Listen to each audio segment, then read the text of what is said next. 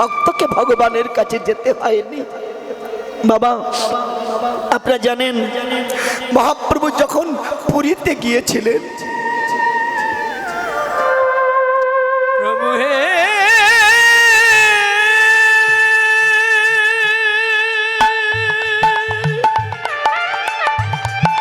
মহাপ্রভু যখন পুরীতে গিয়েছিলেন তিনি মনে করেছিলেন জগন্নাথের রথযাত্রা আমার পরে দর্শন হবে, আগে আমার ভক্তিটা অর্জন করার দরকার। জানেন তাই তো তিনি প্রথম দক্ষিণ ভারতে গিয়েছিলেন, কারণ আমাদের সনাতন ধর্মে যে 4টি বৈষ্ণব আগমন হয়েছিল যাদের, ওই দক্ষিণ ভারত থেকেই তাদের আবির্ভাব হয়েছে। আপনি আমি অনেকেই জানি মায়েরা। তো তিনি যখন যাচ্ছিলেন দেখেছিলেন একজন ব্রাহ্মণ বৈষ্ণব তিনি বৃক্ষতলে বসে বসে ভগবত গীতা পাঠ করছেন। তো যেহেতু তিনি ভালো লেখাপড়া জানতেন না বলে তার গীতা পাঠের মধ্যে অনেক ভুল হতো। তো গ্রাম প্রতিবেশী যারা তাকে অনেক আন কথা বলতো যে বেটা পড়তে জানে না, আবার পড়তেও ছাড়বে না। কিন্তু কে কার কথা শোনে জানেন? অত আচারী হওয়ার দরকার নাই, অত পণ্ডিত হওয়ার দরকার নাই, শুধু ভক্তি থাকলে। দেখেছেন?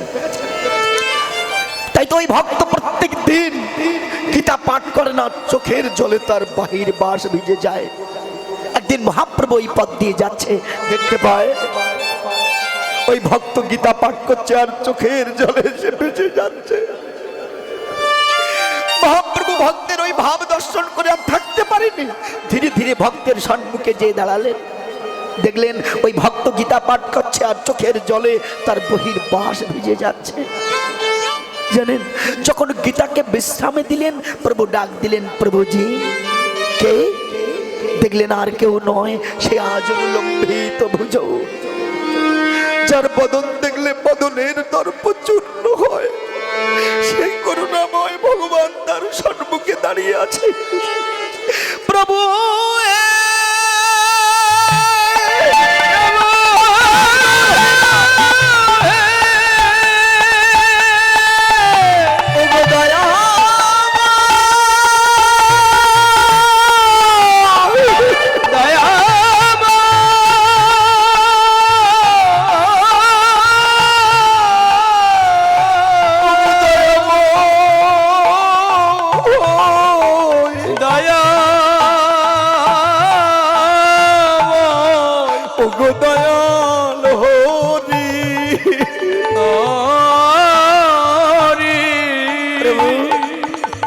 এতদিন পরে এ দাসের কথা তোমার মনে হয়েছে না? এতদিন পরে তুমি এসেছো বলো। ভগবান ডেকে বলছে, বাবাজি তোমার চোখের জল আমি হয়ে গেছি চঞ্চল। আচ্ছা বাবা আমি একটা প্রশ্ন করি, কি আচ্ছা তুমি যে গীতা পাঠ করছো আর চোখের জলে বয়ান ভেজে যাচ্ছে তোমার, আচ্ছা বলো তো তুমি গীতার কোন তত্ত্ব বুঝে এমন করে কাঁদো? বাবাজি ডেকে বলছে, প্রভু আমি জানি আমি মূর্খ, আমি লেখাপড়া জানি না, আমি জানি আমার গীতা পড়তে কত ভুল হয়, কত ত্রুটি হয়, তথাপি আমার গুরুদেব বলেছিলেন যেন আমি প্রত্যেক দিন গীতা পাঠ করি। প্রভু আমি যখন গীতা পড়ি আমি যেন দেখতে পাই আমার ভগবান স্বয়ং কৃষ্ণ, সে অর্জুনের রথের সারথি হয়ে নয়, তিনি আমার এই দেহ রথের সারথি হয়ে, সে যে আমার হৃদয় মাঝে। প্রভু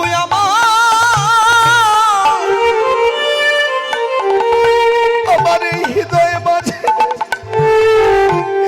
বসে আছে।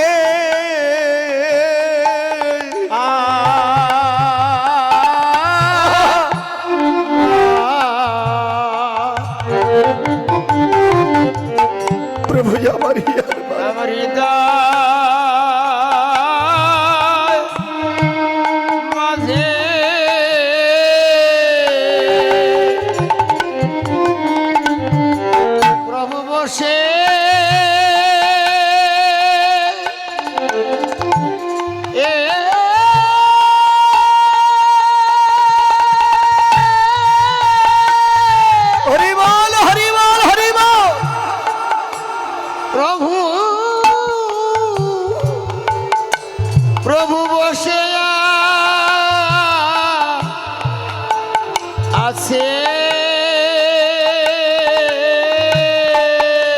আমার এই হৃদয় মন্দির, আমার হৃদয়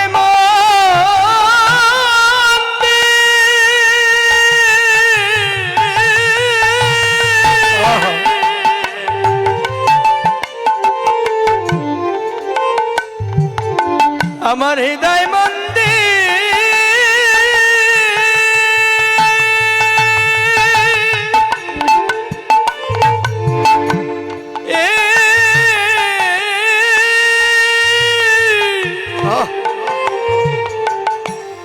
আলো আলোক রে প্রভু আমার, প্রভু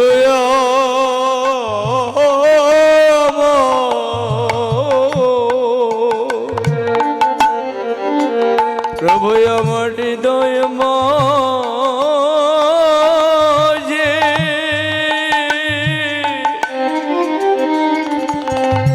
প্রভু বসে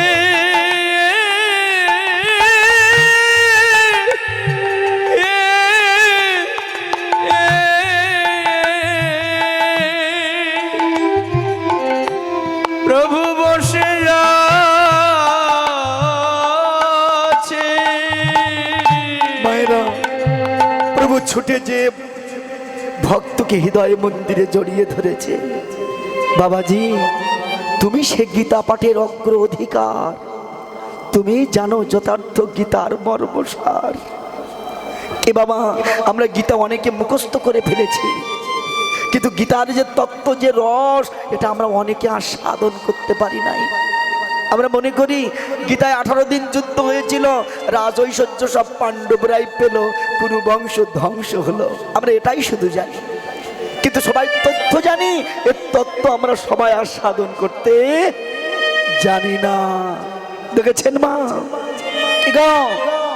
কিন্তু তত্ত্বে কি বলছে জানেন? কুরুক্ষেত্র বলি যারে ভারত ভূমিতে, দিব্য জ্ঞানে দেখলে পাবে মাতৃজনিতে। দেখেছেন কত বড় তত্ত্বের কথাগুলো। কি কুরুক্ষেত্র বলি যারে ভারত ভূমিতে, দিব্য জ্ঞানে দেখলে পাবে মাতৃজনিতে।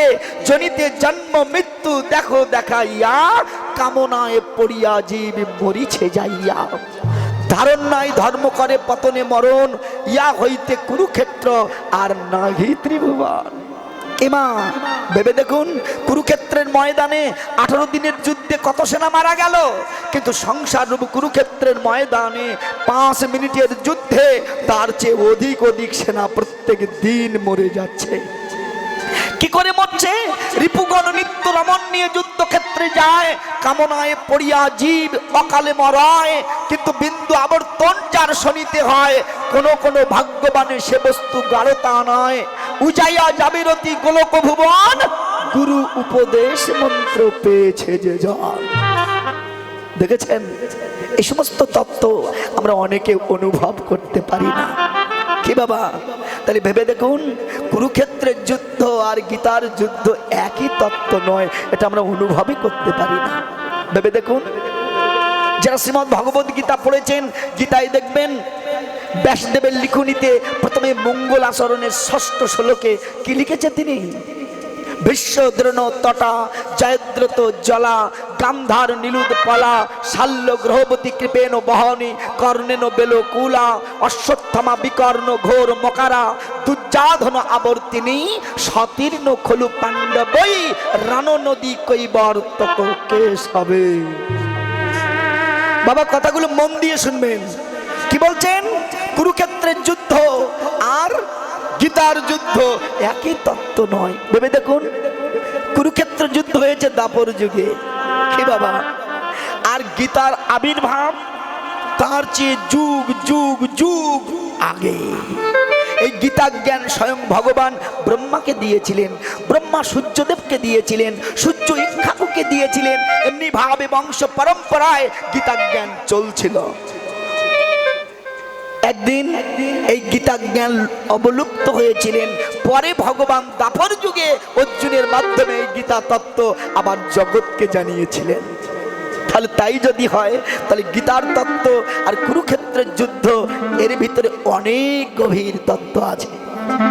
মায়েরা কথাগুলো মন দিয়ে শুনুন, শুধু বাদাম খাওয়ার তালে ব্যস্ত হবেন না, একটু দয়া করে মন দিয়ে কথাগুলো শুনুন। কারণ আপনারা যদি না শোনেন, তা যতই এরা তত্ত্ব কথা শুনুক আর যতই এরা ভজন পথে অগ্রসর হোক না কেন, আপনাদের কৃপা ব্যতীত কেউ কখনো ভজনে উঠে যেতে পারবে না। এই জন্য কথাগুলো আপনাদের খুব জানার দরকার, জানেন মা? তাহলে তত্ত্বগুলো কি গভীরের, একটু মন দিয়ে আমরা আস্বাদন করি সবাই। কি লিখেছে? বিশ্ব দ্রোণ তটা।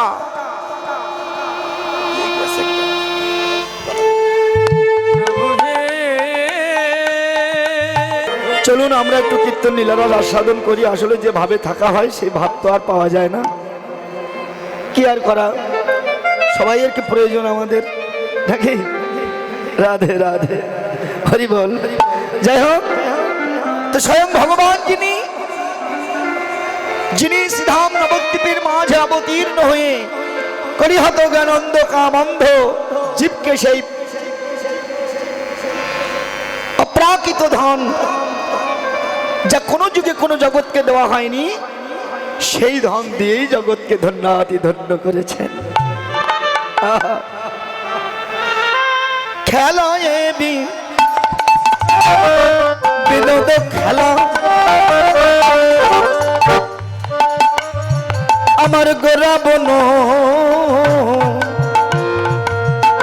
মালি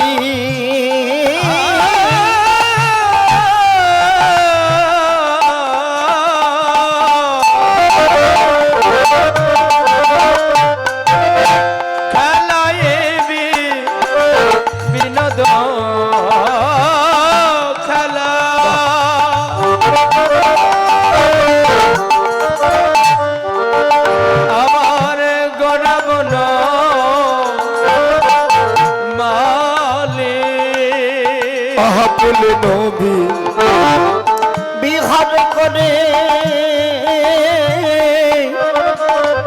আমার ভগত মন্ডলী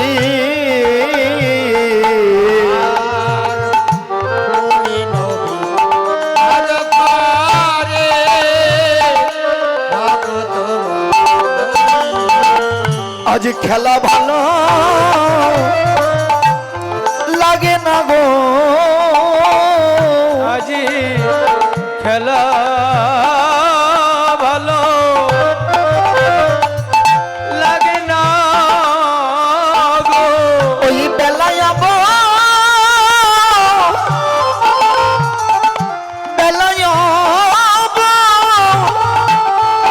শোনো হে আজ খেলা ভালো লাগে না হে।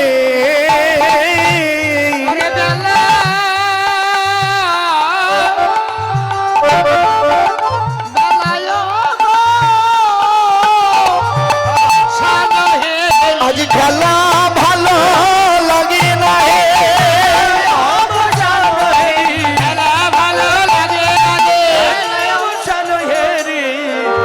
খেলা ভালো লাগে না।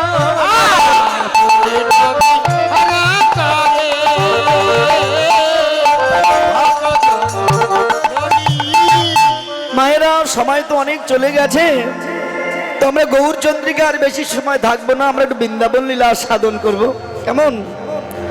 তাইতে বেলি অবসান ঘেরি গৃহেতে চলিল জননীর। আপনাদের এই এলাকায় যে এত কারেন্টের ডিস্টার্ব সকাল থেকে দেখতেই আছে শুধু, হরি বল। আজকেই, কাল থেকে আর হবে না মনে হয়, হরি বল। যাই হোক, তাহলে বেলি অবসান ঘেরি গৃহেতে চলিল জননীর চরণে জয় প্রণাম করিল। ধুলয় ধূসার অঙ্গ গদ গদ ভাস এ রাধা মোহনে কহে করত হিয়া।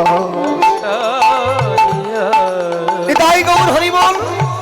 চলুন এবার আমরা সবাই একটু বৃন্দাবনে যাই, ভগবানের সেই অপ্রাকৃত লীলা সাধন করি। চলুন, সেই বৃন্দাবনে যেতে গেলে রাধা রানীর কৃপা প্রয়োজন। রাধা রানীর কৃপা ব্যতীত কেউ কখনো বৃন্দাবনে যেতে পারে না। আপনি বৃন্দাবনে যাবেন, যে গাড়ি চালাচ্ছে, ভ্যান চালাচ্ছে, যে যাই হোক না কেন, আপনাকে ডেকে বলবে প্রভুজি রাধে রাধে, কৃপা কিজিয়ে। কেউ বলবে না রাস্তা ছেড়ে দাও, সবাই বলবে প্রভুজি কৃপা কিজিয়ে। দেখেছেন, এই সংস্কারটা আমাদের চাই। এই সংস্কার না হলে আমাদের ভজন সাধনে আমরা ঊর্ধ্বে যেতে পারবো না। চলুন আমরা সবাই সেই রাধা রানীর জয়ের ধ্বনি দিয়ে বৃন্দাবনে যাই। আপনারা সবাই যাবেন তো মা? সত্যি বলছেন? আচ্ছা, কারা কারা যাবেন না একটু হাত তুলুন তো দেখি। বাবা বাবা, রাধে রাধে। বলছি কারা কারা যাবেন না হাত তুলুন। কীর্তন শুনছেন তো? হ্যাঁ, অনেকক্ষণ তো অনেক বক্তৃতা হলো, এই জন্য হয়তো গুলিয়ে গেছে সব। কি রাধে রাধে। চলুন সবাই মিলে দুটি বাহু তুলে রাধা নামের জয়ধ্বনি করে বৃন্দাবন যাই। সবাই বলবেন রাধে।